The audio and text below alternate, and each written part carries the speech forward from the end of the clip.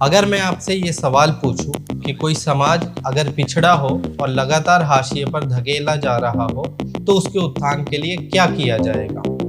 इसी सवाल को थोड़ा सा और बड़ा करते हैं। अगर कोई समुदाय शिक्षा, कारोबार और राजनीति हर जगह पिछड़ेपन की एक मिसाल हो तो उसको मुख्य धारा में वापस कैसे लाया जाएगा। मुझे उस समुदाय का नाम बताने की जरूरत नहीं है, आप सभी बखूबी वाकिफ हैं। मुसलमान समुदाय, जिसको सच्चर कमेटी, रंगनाथ मिश्रा आयोग, मंडल कमीशन सभी ने एक स्वर में भारत का सबसे पिछड़ा हुआ समुदाय माना है, इनके मुताबिक मुसलमानों की हालत तो दलितों से भी बदतर है। शायद आप लोग भी सोचते होंगे आखिर मुसलमान इस देश में इतना पिछड़ा कैसे हो गया। तो ये जान लीजिए कि मुसलमान पीछे हुआ नहीं है, बल्कि पूरे सामाजिक और सरकारी तंत्र ने उसे पीछे धकेला है, और इतना पीछे धकेला है कि वो शायद पाताल में जा चुका है। अगर बात उच्च शिक्षा की करें तो मुसलमान उच्च शिक्षा के मामले में उस जगह पहुंच चुका है जहां उसके 5% युवा भी ग्रेजुएशन नहीं कर पा रहे हैं। दूसरों की मिसाल क्या दें। जब मैं अपने कॉलेज में मास्टर्स कर रहा था तो मैं अपने बैच का इकलौता मुस्लिम था। लड़कियों की शिक्षा के मामले में तो आंकड़े और भी खराब हैं। देश में इस बात का जितना भी ढिंडोरा पीट लिया जाए कि मुसलमानों को माइनॉरिटी के नाम पे अपने उच्च शिक्षण संस्थान खोलने और आरक्षण की आज़ादी है, मगर फिर भी अधिकतर जनता जामिया और अलीगढ़ के अलावा किसी दूसरे संस्थान का नाम तक नहीं बतला पाएगी। सरकारी जॉब के मामले में ऐसी अवधारणा बना दी गई है कि मुसलमानों को तो सरकारी जॉब मिलेगी ही नहीं, जिसके चक्कर में ज्यादातर गिनती अपने निजी छोटे मोटे कारोबार को स्थापित करने में लग जाती है। मुसलमान युवा या तो प्राइवेट जगह पर कोई मामूली सी जॉब करता है या फिर कोई छोटा सा कारोबार अपनी हैसियत के मुताबिक करने लग जाता है। यहाँ ध्यान दीजिएगा कि कारोबार की उन्नति के लिए कम ब्याज दर पर मिलने वाला लोन बहुत सहायक होता है और इसमें मुसलमानों की भागीदारी 0 है। अब आते हैं असल मुद्दे पर, जो मुसलमानों के पिछड़ेपन की सबसे बड़ी वजह है। जब तक किसी भी समुदाय को शिक्षा, कारोबार के साथ राजनीति में उचित भागीदारी नहीं मिलेगी, तब तक उस समुदाय का उत्थान कोई माई का लाल नहीं करवा सकता। कुछ गैर सरकारी आंकड़ों के मुताबिक 2021 में मुस्लिम आबादी 21 करोड़ के आसपास है, जो कुल आबादी का 15% होती है। अगर आप इस 15% आबादी को राजनीतिक पार्टियों और विधानसभा, लोकसभा में ढूंढने की कोशिश करेंगे तो बेहद कम गिनती मिलेगी। उदाहरण के तौर पे उत्तर प्रदेश में, जहां मुस्लिम आबादी 19% से ज्यादा है, यहाँ पर आबादी के हिसाब से विधायक की गिनती देखी जाए तो गिनती तकरीबन 80 विधायक होनी चाहिए, मगर 2022 के विधानसभा चुनाव में केवल 34 मुस्लिम विधायक चुने गए थे। अगर बात सांसदों की करें तो कर्नाटका, जहां 13% मुस्लिम आबादी है और 40 से ज्यादा विधानसभा सीटों पर चुनावी नतीजों को मुसलमान प्रभावित करते हैं, वहां से एक भी मुस्लिम सांसद नहीं है। ऐसे ही 9% मुस्लिम आबादी वाले राज्य राजस्थान से भी 0 मुस्लिम सांसद हैं। गुजरात, जहां मुस्लिम आबादी 10% है और 34 सीटों के चुनावी नतीजे सीधे तौर पर मुसलमान प्रभावित करता है, वहां से भी कोई मुस्लिम सांसद नहीं है। मध्य प्रदेश, जहां पर 6.5% मुस्लिम आबादी है और भोपाल, बुरहानपुर में अच्छी खासी मुस्लिम आबादी होने के बावजूद कोई भी मुस्लिम सांसद नहीं है। झारखंड की 15% मुस्लिम आबादी के बावजूद भी 0 सांसद है।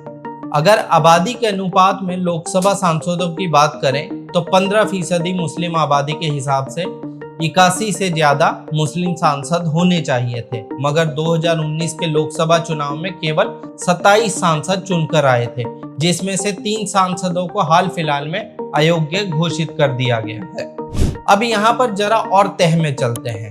भारतीय राजनीति मुसलमानों के लिहाज में 3 तरह की राजनीतिक पार्टियां हैं, जिसमें से एक पार्टी भाजपा है, जो पिछले 9 सालों से सत्ताधारी पार्टी भी है, जिसकी पूरी राजनीति ही मुस्लिम विरोध और हिंदू मुस्लिम की राजनीति के ऊपर टिकी हुई है।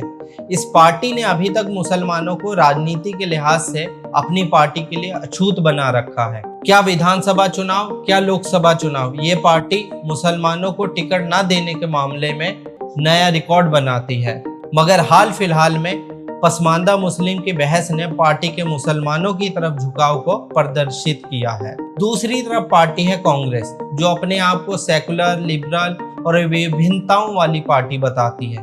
कांग्रेस पुराने समय में मुसलमानों को टिकट देने में कुछ हद तक तो ठीक थी, मगर हालिया समय में मुसलमानों को टिकट देने के मामले में ये पार्टी भी बेहद कंजूसी कर रही है। आबादी के हिसाब से तो छोड़िए, मुस्लिम बहुल सीटों पर भी मुस्लिम उम्मीदवारों को टिकट देने में आनाकानी शुरू हो चुकी है। चलिए उदाहरण के साथ समझते हैं। हालिया चुनाव में कर्नाटक में मुसलमानों ने कांग्रेस को एक तरफा वोट किया था, मगर राजनीतिक नुमाइंदगी और सीट बंटवारे के नाम पर मुसलमानों को केवल लॉलीपॉप ही मिला। कर्नाटक की 13% मुसलमानों का प्रदेश की राजनीति में केवल 4% ही भागीदारी क्यों है? तथाकथित सेकुलर सरकारें मुसलमानों का पूरा वोट लेने के बावजूद भी टिकट बंटवारे में हमेशा मुसलमानों को कम सीट का धोखा क्यों देती हैं? राज्य की विधानसभा में आबादी के हिसाब से 29 मुसलमान विधायक होने चाहिए, मगर अभी कितने हैं?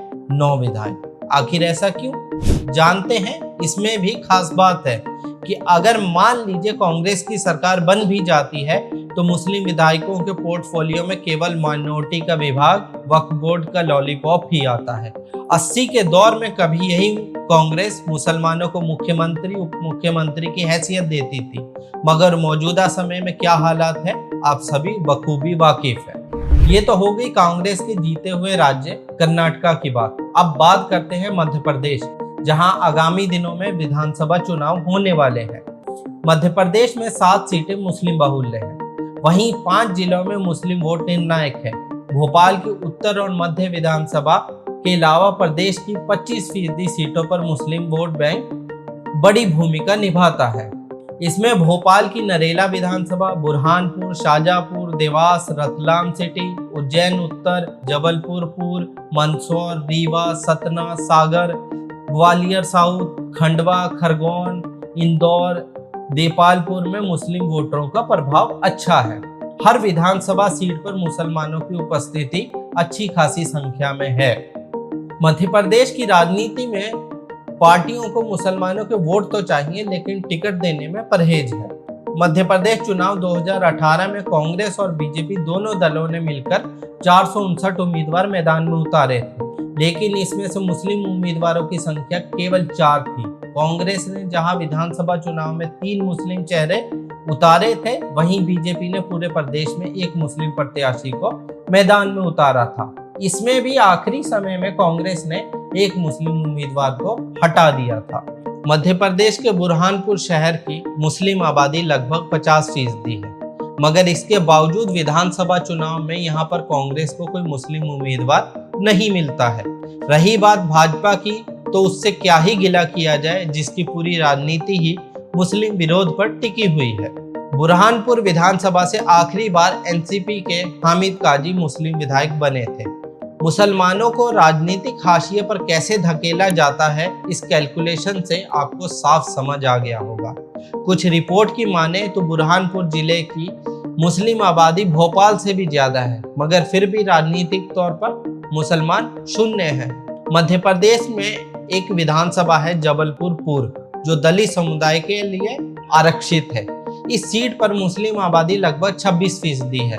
चूंकि ये विधानसभा आरक्षित हो चुकी है, तो मुसलमान राजनीति यहाँ पर खत्म ही समझी जाए, क्योंकि मुस्लिम उम्मीदवार जीतना तो दूर, यहाँ पर चुनाव भी नहीं लड़ सकता है। मुस्लिम राजनीतिक भागीदारी को खत्म करने में परिसीमन और सीटों के आरक्षित करने के तरीके का भी अहम रोल रहा है।